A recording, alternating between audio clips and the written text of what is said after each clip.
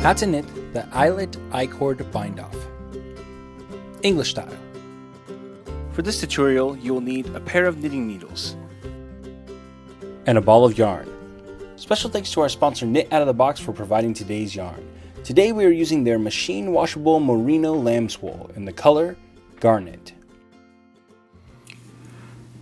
So my friend Sarah Wilson, also known as the Sexy Knitter, is a knitwear designer, and she uses this bind-off all the time that she calls the Eyelet I-cord bind-off. And it's a variation of the I-cord bind-off where we're creating a knitted tube that goes along the edge of our finished project. But by making one quick little change, it sort of creates these cool little eyelets along the bottom of the I-cord. And so you've got these little lacy holes that look really cool. And this is something that she developed, and it's a neat little trick to switch up the finished edge of your project. She uses it in lots of her patterns. So let's show you how we do it. For step one, we need to add some stitches to our edge.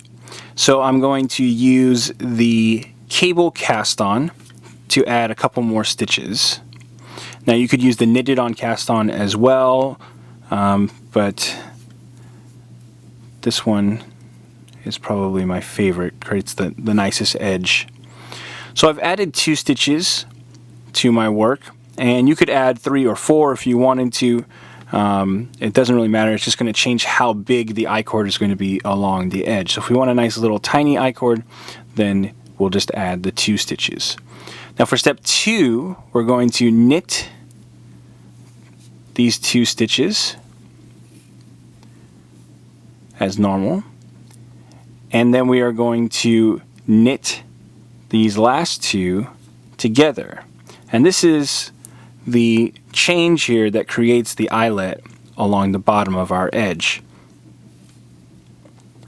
Usually we would do a slip knit or a knit 2 together through the back loop for a regular I-cord bind off, but this little change sort of lifts the stitch off of the edge and creates this eyelet.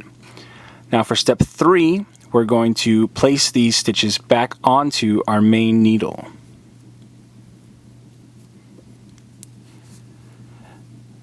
And then we will start again from step 2. So we will knit 2 and then knit 2 together. Okay, and place these back on to our main needle.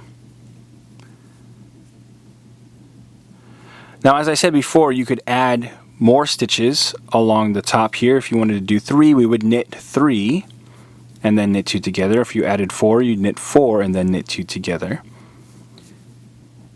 So it'll work with any combination of stitches that you add. And again, the more stitches you add, the bigger the I-cord edge will be along the top. So knit 2. And as we knit 2 together, this is what's binding off the stitches, because we're adding a new stitch in from our finished row, and this is incorporating it into the I-cord. And we'll keep doing this until we reach the last few stitches on our row. So when we get to the end of our bind off row, we're going to have 3 stitches, because that's how many we cast on additionally. Well, we cast on 2 additional stitches, and then we have our last stitch here. Now if you had cast on an additional 3 stitches, then you would have 4 stitches. 5 stitches, then you would have 6 stitches, and so on. So here I'm going to move these 3 back to my main needle, and we can, for this one, do in one of 2 ways. I could just do a knit 3 together, since there's so few stitches, and that would finish off our row, or I could knit these 2 together, slip this back, and knit the last 2 stitches together. which works really nicely if you're doing, you have 4 stitches left, you do 2, knit 2 togethers, and then we would just take this last loop, bring our working yarn through it after we cut it off, and then tighten it down, and ta-da, we've got our finished edge, and we can weave in the tail of the yarn, and now we've got this really cool kind of eyelet pattern right underneath our I-cord edge. So that's how we knit the Eyelet I-cord bind-off.